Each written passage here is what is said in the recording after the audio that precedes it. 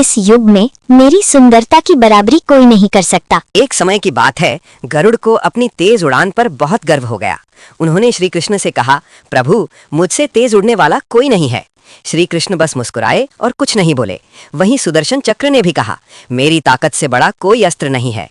और सत्यभामा ने कहा, इस युग में मेरी सुंदरता की बराबरी कोई नहीं कर सकता। श्री कृष्ण समझ गए कि अब इन्हें एक सीख देने का समय आ गया है। उन्होंने गरुड़ से कहा, पहाड़ों में एक भक्त ध्यान कर रहा है, उसे तुरंत यहाँ बुलाओ।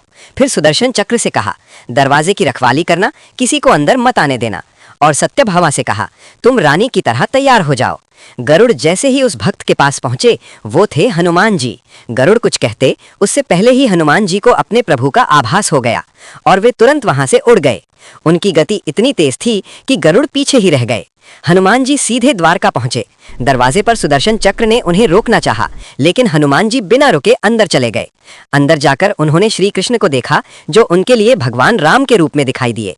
हनुमान जी तुरंत उनके चरणों में झुक गए। श्री कृष्ण ने पूछा, हनुमान, क्या किसी ने तुम्हें रोका नहीं? हनुमान जी बोले, प्रभु, किसी ने कोशिश की थी, लेकिन मैं आपको देखने में देर नहीं करना चाहता था। फिर हनुमान जी ने सत्यभामा को देखकर पूछा, प्रभु, ये दासी कौन है? मेरी माता सीता कहाँ है?